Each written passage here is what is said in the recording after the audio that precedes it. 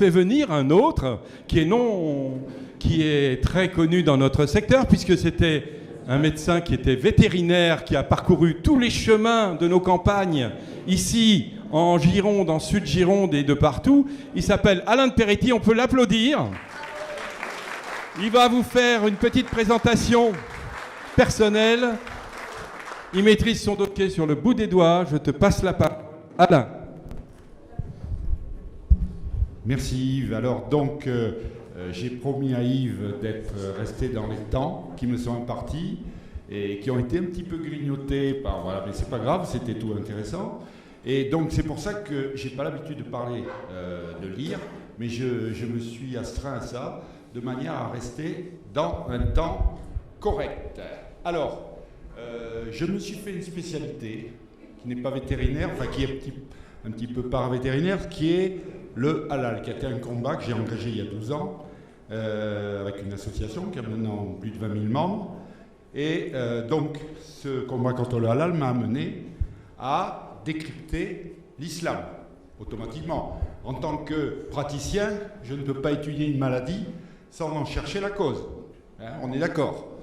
Alors, j'ai découvert que, peu à peu, que le halal était un moyen de conquête absolument extraordinaire qu'on peut qualifier de soft power.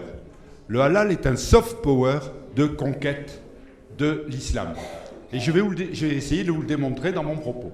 Alors, il se trouve que notre civilisation est prise dans un piège mortel dont les mâchoires sont d'une part l'islamisation et d'autre part le wokisme destructeur. Le tout au service du mondialisme. Ces deux dangers mortels sont la conséquence d'un épuisement moral et spirituel des peuples européens qui sont des signes évidents de décadence. Alain Finkielkraut, en 1987, dans son ouvrage « La défaite de la pensée », parlait de l'affrontement des fanatiques contre les zombies. Nous y sommes. Nous nous intéresserons bien sûr aujourd'hui uniquement à la mâchoire islamique du piège. Il faut rappeler que le halal ne concerne pas uniquement l'abattage des animaux, la nourriture. Tout peut être halal. Halal veut dire licite, autorisé, pur.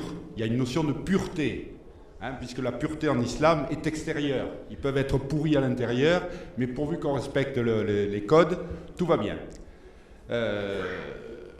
Donc ça concerne tous les actes de la vie, même les plus prosaïques. Comment aller au cabinet, etc. Tout est halal. Tout est concerné par le halal.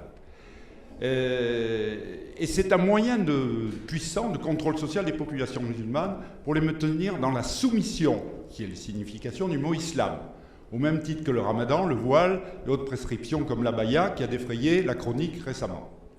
Je vais vous en reparler tout à l'heure. Tout peut être halal, les céréales Kellogg's, l'habillement, la sépulture, les protections féminines, la finance halal, les loisirs, etc. Tout est bon pour financer et faire avancer l'islam en nous accoutumant à la charia. Le halal, donc, premier poste de cette démonstration, le halal est le marqueur de l'islamisation et donc de l'importance de la population musulmane sur nos terres. C'est un marqueur extrêmement fidèle. Dans une interview de 2011, Azouz Begag, ancien secrétaire d'État du gouvernement Millepin et chercheur au CNRS, déclarait qu'il y avait au moins 15 millions de musulmans. Vous voyez, c'était en 2011. Et on nous dit toujours qu'il y a 5-6 millions de musulmans. Vous voyez, le chiffre ne bouge pas. Là aussi, il y a un enfumage qui serait bon d'élucider. La poussée du halal est donc un marqueur fidèle de cette islamisation, décrite par de nombreux auteurs.